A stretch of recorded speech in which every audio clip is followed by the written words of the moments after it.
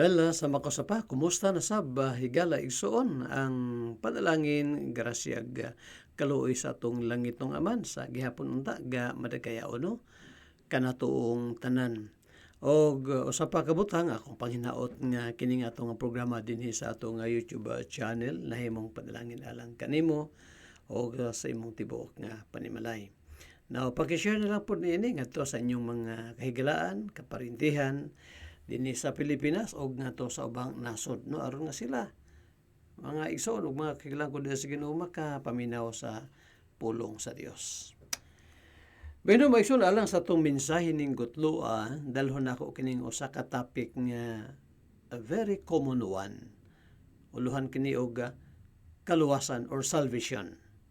Then sa tema ta higala no magahisgot niini nga atong pagauluhan og the two sides of man's salvation.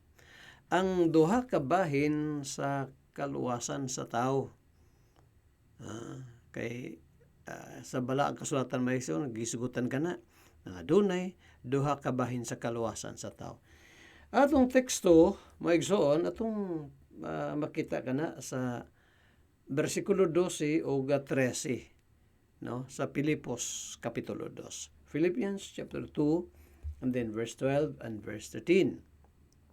Paul said, "Wherefore, my beloved, as you have always obeyed, not as in my presence only, but now much more in my absence, work out your own salvation with fear and trembling." Verse 13, "For it is God which worketh in you both to will and to do of His good pleasure." Unta ang Ginoo mahimot nga magpanalangin nining iyang mga pulong. So maigsoon duha ka mga main points na atong hisgutan. Una, the works of God in man's salvation. That is our first main point. Secondly, the works of man in a God-given salvation. Unang punto nato, ang trabaho sa Dios. The works of God in man's salvation. Now, asa may makita ba nato, Pastor, nga ang Ginoo gatrabaho? Yes. Usay manggod ang ato lang sa ato nga panahon karon, bisan pa kaniadto, ang ma-emphasize maigsoon kining trabaho sa tao, which is una kaya na siya mag-repent siya mga sala, mag-trust siya kang Christ as Lord and Savior, which is right, tama na. Pero maigsoon din nato kalimtan nga sa atong kaluwasan, sa imong kaluwasan o sa kaluwasan sa ubang tao, higala ang Ginoo nagapanglihok. O gato nang mabasa din sa versikulo 13 atong gitan-aw karon. Matud pa ni Apostol Paul din now remember gi-address ni Paul kini mo igsoon sa mga Christians dito sa Philippi. No, sa Pilipos maigsoon nga iglesia gisulat kini ni Apostol Paul. Iyang isulatan mga linuwas na niya, dili ingon nga mga unbelievers, mga saved people ni kay membro man sa iglesia sa Ginoo dito sa mao nga dapit no. Masaingon ni Paul kanila, matud pa niya, "For it is God which worketh in you both to will and to do of His good pleasure." So, gisugdan sa Dios sa maigsoon, no? Kining usa ka maayong buhat. God began a good work for His sheep. Diba? Dito sa itong programa, sa itong YouTube channel, emphasize na ako nga dunay mga karnero ang Ginoo. O unsa may trabaho sa Ginoo diha sa iyang mga karnero. Kaya sa verse 6 in chapter 1 of Philippians, madul pa ni Paul, "Being confident of this very thing, that He which hath begun a good work in you will perform it until the day of Jesus Christ." Masaligon daw, matud pa ni Pablo, masaligon ako nga siya ang Dios nga nagsugod og maayong buhat diha kaninyo. Iya kining tapuson hantod sa pag-abot ni Ginoong Hesukristo. Naon sa maning mga maayong buhat sa Dios maigsoon.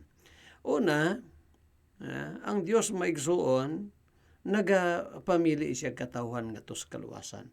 Muli unang maayong buhat sa Dios maigsoon. Di ta mo tan-aw lang sa trabaho sa tao, which is in our second main point is gutan na to na may soon. Dili sa ta sa unang punto na to. Nga dunay trabaho ang Dios. Ug ang trabaho sa Ginoo aron nga ang tao maluwas, una, nagpamili siya og katawhan aron maluwas. Tingali ikaw higala gaduha-duha ka pa kung naabay election sa Biblia, very clear ka na. Ephesians chapter 1 and then verse 4, di ba? Unsa ingon ni Apostle Paul din ha, madto pa niya sa sulat nga to sa Ephesus. He said, according as He hath chosen us in Him before the foundation of the world. So wala pa na matukod ang kalibutan, matod pa ni Pablo sa mga taga-Epeso, kita iyang gipili.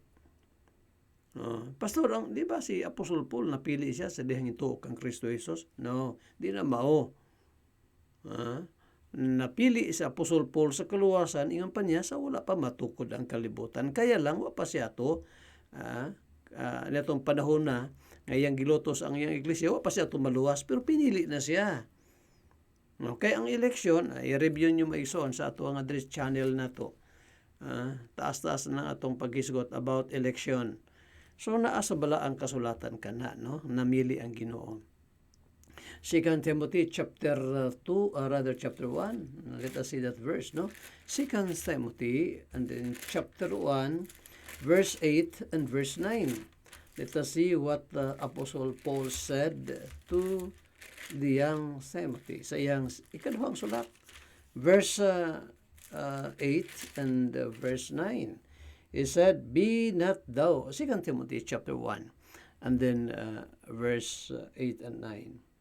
He said, be not thou therefore ashamed of the testimony of our Lord, nor of me his prisoner, but be thou partaker of the afflictions of the gospel according to the power of God. Di ka mo magakaulaw, mato pa ni Pablo, nga mahimong malambita, diha sa mapag-antos ni Kristo Jesus. Versikulo 9, who has saved us and called us with an holy calling, not according to our works, but according to His own purpose and grace, which was given us in Christ Jesus before the world began. So gisugdan sa Ginoo maigsoon, ang kaluwasan sa iyang katawhan, dito sa eternidad, sugod pa lang to, nagpamili siya. Ikaduha maigsoon, trabaho sa Ginoo diya sa kaluwasan nato, kitang mga nangaluwas, mao nga sa paghimugso nato ning kalibutan na. Mga payunog nato sa mga nangaluwas na by God's grace, paghimugso nato ning kalibutan na, nakasala man ta, na matay ta spiritually. So ang gibuhat sa Dios maigsuon sa iyang mga chosen, sa iyang mga pinili, iyang gi-regenerate. Iyang gi-born again. Sa mga nangaluwas wala akong magisgot nini so pamaluwas. Sa nakaangkon og kaluwasan ang trabaho sa Ginoo, iya kanang luwason unya sa kaluwasan, una election, ikaduha higala pinagi sa pag-regenerate or pag-born again. Tanawa mo igsoon, makita na to na sa John chapter 3 and then verse 8. Ingon pa ni ang gisulti ni si Ginoong Jesucristo ngadto sa kang Nicodemus, di ba? So tingon niya kang Nicodemus, nga gawas kung ang tao pag-usab, dili siya makakita o dili siya makasulod sa gingharian sa Dios. Unya sa unsang paghiya ang regeneration o kini pagka-born again. Naghatag og illustration si Christ. So verse 8 of the book of John chapter 3. Matod pa niya, the wind bloweth where it listeth, and thou hearest the sound thereof, but canst not tell whence it cometh, and whither it goeth. So is everyone that is born of the Spirit. Yang hangin bitaw, muros man daw kung asa na siya padung, diin po na siya gikan. Ang ato lang, di na ito may baluan kung asa siya gikan o asa siya padulong. Ang ato lang may baluan nga dunay hangin gumikan sa tingog ni ini. Paghuros ani. Mausab daw higala ang gianak sa Espiritu. So, mo ni trabaho sa Dios maigsuon. Pamili siya, ikaduha, ang pinagi sa Holy Spirit, mag-regenerate siya sa iyang katawhan. Og next to that is, mo justify siya, iyang matarungon. So, ang justification maigsoon will follow after regeneration. Dili kay maguna ang justification, next ang regeneration, no? Dili. Unang election, next to that is regeneration or pagka-born again. Ikatulo ang justification. Karon sa man ataw ma-justify, mamatarong atubangan si Ginoo. Romans chapter 5 and then verse 1. Unsa ingon ni Apostol Paul din Pero sa di pa na magsuon ato sang tanawon ang bersikulo nga magpamatuod nga ang Ginoo mag-justify siya sa verse 24 of Romans chapter 3. Matud pa ni Paul din being justified freely by His grace. No? So, maigsoon, puros gid grasya. He chose us by His grace. Then, He regenerates us by His grace. Wa pa yung grace, maigsoon, wag gitay party diha, o gitay bahin. Trabaho tanan na sa Ginoo. O sa justification, o sa ito ingon ni Paul sa iyang gipamulong sa verse 24, being justified freely by His grace through the redemption that is in Christ Jesus. Muna ang tao higala sa day, born again siya sa Ginoo. Ihatag dito ang repentance o ang faith.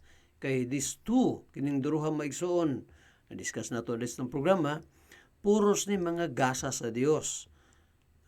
Ang paghinulsol, gasa sa Ginoo. Roma 5, versikulo 11, rather buhat 5, versikulo 11, o buhat 11:18. Ang paghinulsol gasa na sa Dios, iyan na si Ginoo higalahatag, no? Human nga iyang i-regenerate ang usa ka tawo. O niya ang pagtuo, pagsalig kang Christ, gasa gihapon na. Efeso 2:8-9, by grace ang pagtuo, ang saving faith.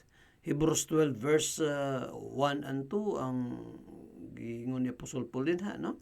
Looking unto Jesus, verse 2, siya magatan-aw ta kang Hesus nga mawang mag-uugmad ug maghingpit sa ato nga pagtuo. No?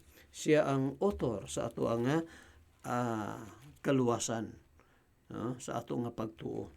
Now, katulo na maigsuon, no?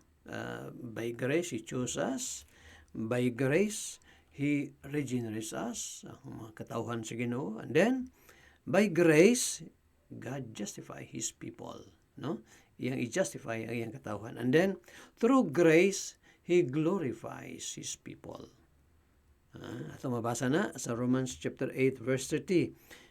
Roma 8, versikulo 30. Sa ito yung ni Apostle Paul din Matud pa niya, moreover whom He did predestinate. So, doon ay predestination ay magtuo yung sa uban nga, may predestination na, mabasa na ito yun. Doon ay pag-predestinate ka na bang pagtaganang daan. Moreover, whom He did predestinate, them He also called. And whom He called, them He also justified. And whom He justified, them He also glorified. Pastor, na dawat ato nang nakuha kita mga nangaluwas, ang glorification? Wala pa. Kaming pa na.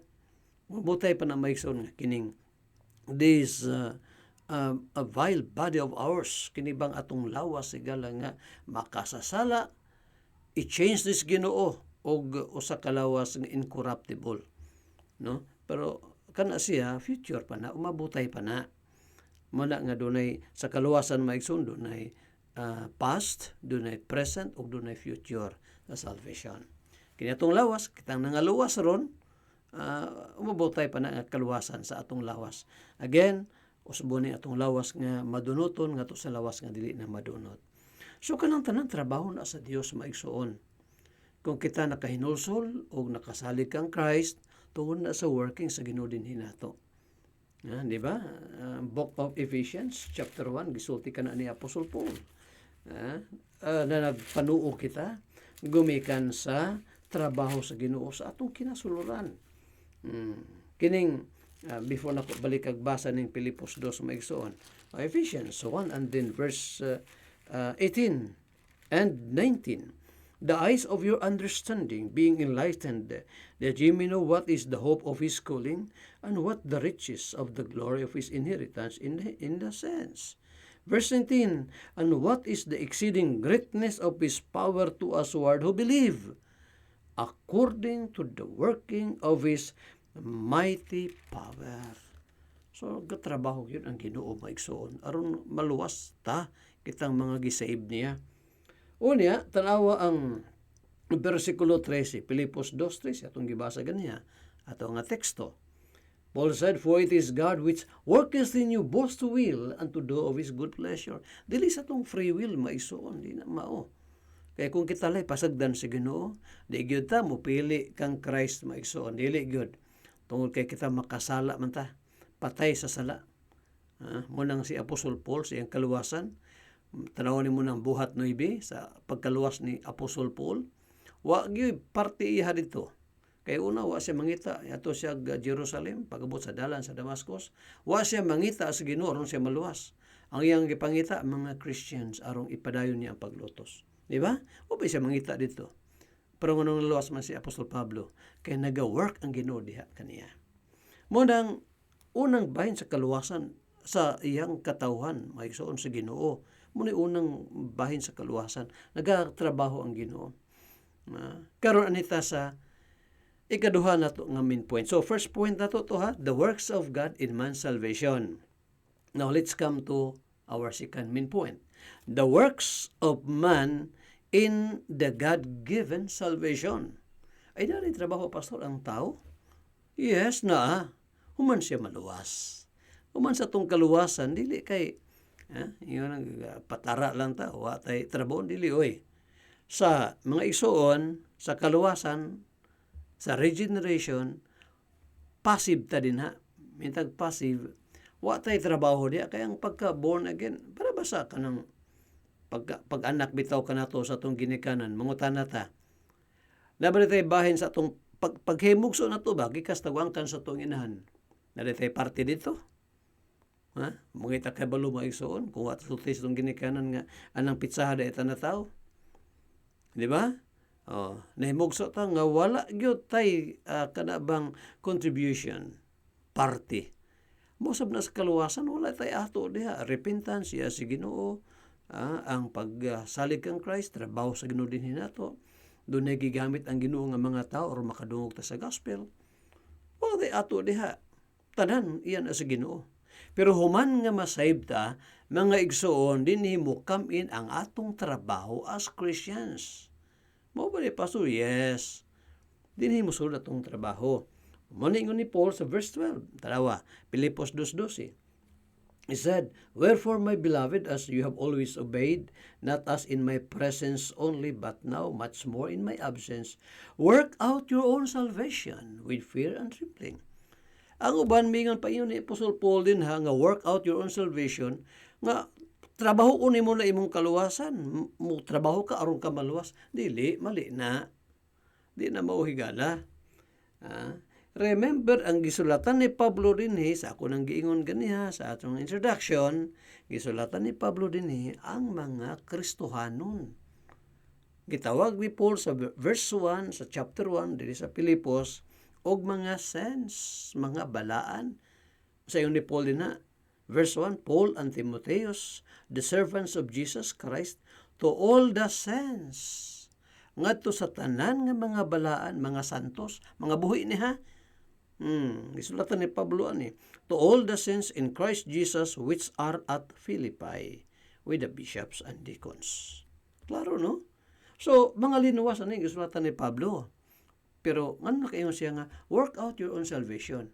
Ang bot pasabot nga, kanang kaluwasan nga na angkon ninyo, mato pa ni Pablo, ipagawas na. Ayaw na tagui, kanang imong kaluwasan, ipagawas ka na. Muna'y point ni Apostle Paul din ha. No? Work out your own salvation with fear and trembling. So, usbon ako, in salvation, sa kaluwasan na ito maigsoon, passive ta. Wa tay trabaho na tanan sa Ginoo sa atong kaluwasan. Ako day wala ko mahatag tong bersikulo day no, 1 John 5:1. Kini maigsoon pasupay sa ni dito sa pag-emphasize nato nining wa tay trabaho di passive ta sa kaluwasan. Kada bang pagluwas sa Ginoo sa iyang katawhan. verse 1 of 1 John 5, John said, "Whosoever believeth that Jesus is the Christ is born of God." Ha? Si bisan kinsa daw nagatuo kang Hesus Kristo, kang Hesus kang ang Kristo, gipanganak sa Dios, is born of God. And everyone that loveth him, that loveth him also that is begotten of him. So passive ang tao din meaning to say, Ginoo mo'y nagtrabaho. No? Napay dito sa maiso, no? Kini atong gibasa din 1 John 5:1, pakita gyud nga iya gyud nga trabaho tanan sa Ginoo sa atong kaluwasan. Pero human ta maluwas, amo na ni balikan nato atong second main point maiso na, which is the works of man in the God-given salvation. Natay trabaho. Work out your own salvation according to verse 12. So, unsay buhaton nato? Verse 1 and verse 2 sa Pilipos, iyon pa ni Pablo, "If there be therefore any consolation in Christ, if any comfort of love, if any fellowship of the Spirit, if any bowels of mercies, fulfill ye my joy, that ye be like-minded, having the same love, being of one accord, of one mind." Ang gitudlo diri maigsuon, ipakita ang brotherly love. Mao nang sa church maigsuon, dapit na nga din makapahuli atong kalag. Ug salamat sa Ginoo nga nagapanglihok siya bisa pa di sa atong iglesia, diri sa Sovereign Grace Landmark Baptist Church sa Davao City sa Matina Playa, nga ginaiwasan nato ng mga panag-away-away. Hitabo ron sa daghang mga simbahan, grupo-grupo di simbahan nya tinabiay, nilibakay, dili gyud na mao maigsuon.